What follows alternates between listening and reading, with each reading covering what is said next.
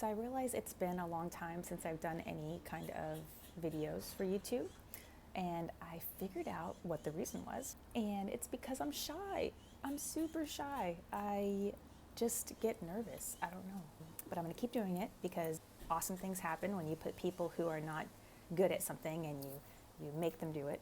Case in point, Audrey Hepburn was not our typical personality for a big movie star, but she did amazing. I hope that these videos account for something and help somebody somewhere.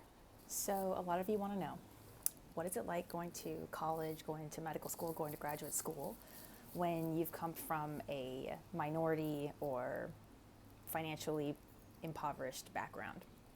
When you're poor. It's very challenging, I will say that. A lot of my colleagues in school who didn't grow up poor really didn't understand what the difference was. What difference does it make? We're all equal. We've all earned our right to be here. What's the problem? There's a lot of problems. So I'll just go through a few things that made me feel a little different than my peers. The first one is that, as somebody who grew up poor, I was a little more privy to recognizing schemes. When you grow up poor, you learn the value of money. You really are aware when people try to take advantage of you money-wise. And I think that's why a lot of parents will discourage their kids from going to, 4-year university programs or going into medical school.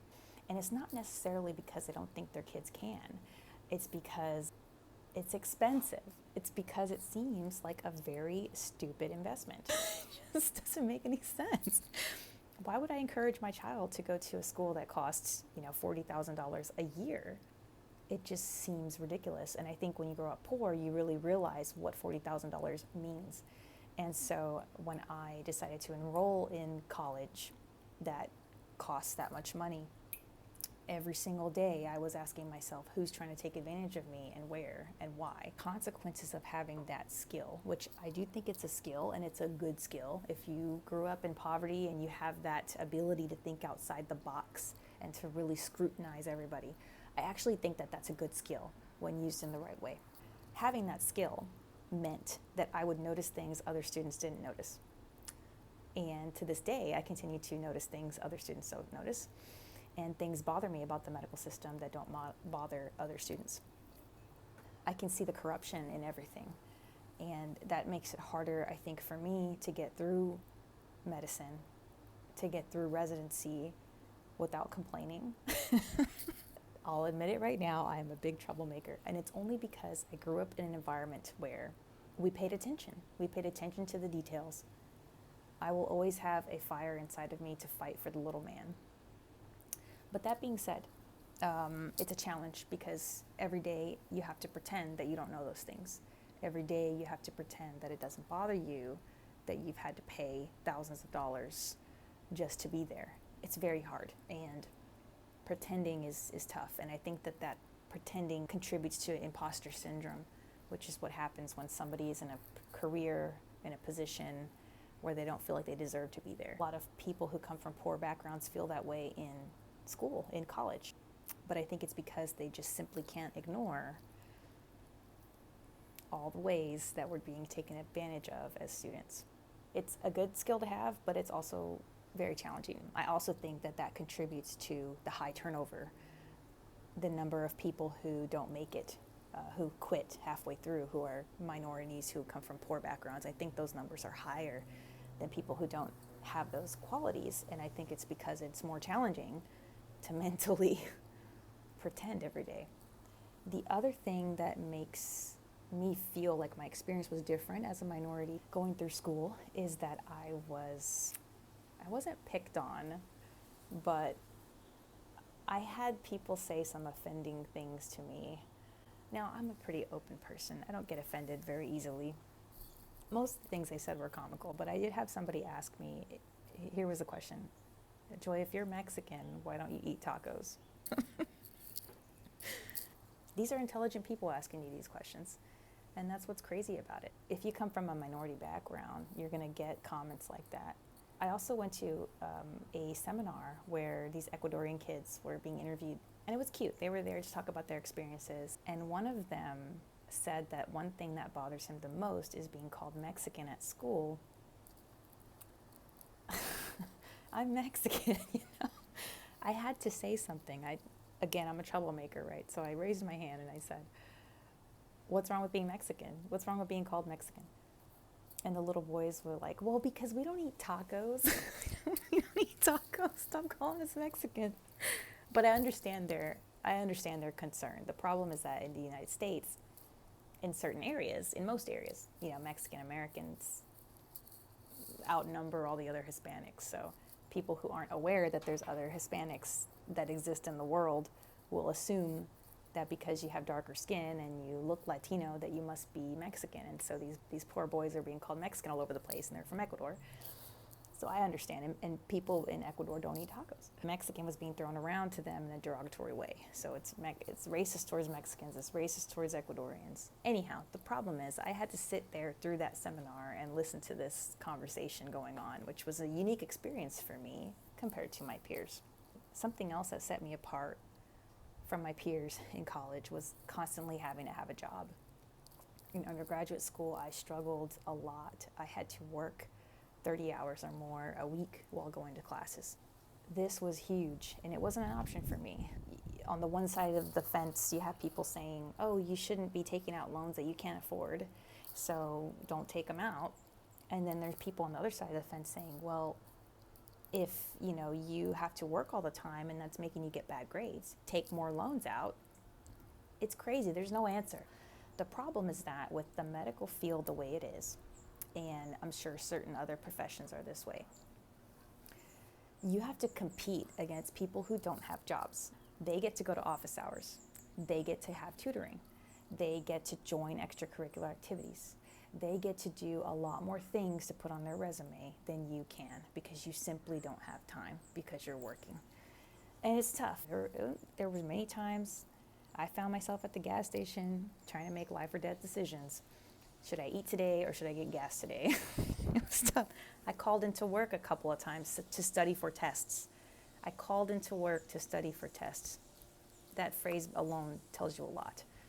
And I was angry most days because I had to compete against these other students who didn't have to have jobs, who could walk up to the professor afterward and ask them questions. And I had to run afterwards to the bus stop so that I could make it home in time to get some food before I had to go to my job.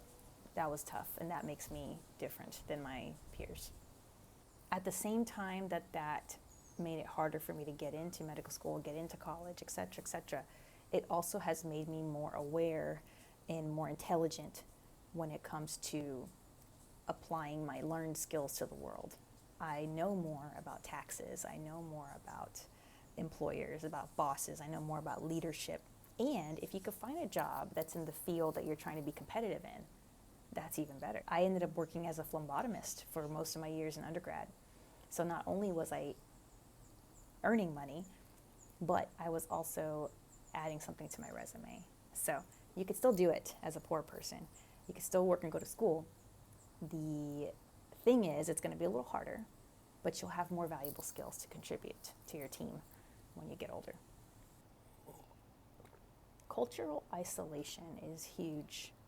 It can really hinder somebody's academic performance. It can really cause depression. It's terrible. The thing is, the American school system is very individualized, meaning they applaud you for doing things alone.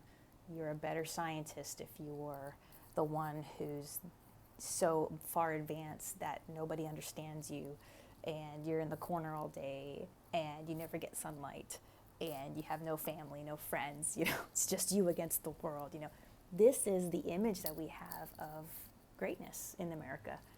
And it's terrible, and it's not good. It's wrong.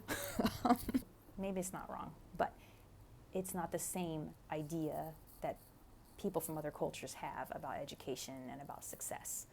In Mexico, for example, they're a lot more about community. You seem more successful if you're more friendly. You seem more successful if you have a family life. You are regarded as a better doctor if you're able to make friends with your patients. There's a fly coming around. In the United States, that's not the case. Schools are trying to change this. They are. They're trying to become more community focused. They're trying to work more in small groups than self-study. But the underlying cultural current is still there. I had a hard time in graduate school because of that. And I went to a nice graduate school, a prestigious one, and it was all about individual success. I ended up starting a study group, but we had to create that environment for ourselves. We had to make it because a lot of these schools force you to compete against each other as students, and it's just hard. I mean, I feel that I was isolated all the time, and I'm just not used to studying that way. I'm not used to operating that way. I'm not used to living that way. It was tough, and I was very isolated from other people who felt the same way that I did. There's a cultural clash that isolates you, and I felt very alone, and I felt like I wasn't doing things well. I felt that I was letting people down. I felt that I was letting my family down. Who would want me to live this life just studying for 12 hours a day alone? It's terrible, and I didn't feel good every day. I felt terrible. I actually had a dream. There was a mariachi band following me around school. I think it was because I had left my culture behind and they were looking for me. I don't know. There's some symbolism there, but it was very interesting. So these were just some of the things that I've experienced as a minority person from a poor background going into college and graduate school. There are many other things that set me apart. I think at the conclusion of this little chat that we've had, it's important for us to realize that in coming from those backgrounds, we have a lot of power. It is because of those experiences that we're going to be more well-rounded people. Not only that, but we need more people from these backgrounds to get into the education system. Why? Because we're the ones that are recognizing the problems. If you have had to have a job since you were 15 years old, if you have had to scrutinize and research every little business transaction and money transaction you've ever had to make in your life, if you have had to make a schedule work between going to school, between going to work, between managing your house life, your kids, all of these different skills will make us incredible leaders when we get into our fields. We'll be able to communicate with people at the top, and we'll be able to communicate with people at the bottom. That's a very unique skill to have. It's one that's needed. And I cannot stress more the importance of being able to scrutinize the system, being able to look at systems and say, look, this doesn't work because this is taking advantage of these people. You know what? If we were to do this, it would help a lot more people. Having those kinds of thoughts is really, really important to making good, sustainable change. And so we need people with those skills. We need people like you, people who know how the world works. We need some of that pessimism because without it, we have people at the top who are taking advantage of everybody. Why does school cost so much? Why, if there's a doctor shortage, is it so hard to become a doctor? Why, if there's a doctor shortage, does it cost thousands and thousands of dollars to become a doctor? Why, if there are lots of minority patients who need care, are we making it difficult for people from minority cultures to feel like they belong? These are questions that can only be answered and solved when we get more of those minority people in charge. It's a hard route. There's some action going on in the neighborhood. It's a difficult route, but we need people like you. I do not regret what I did, even though I am in debt.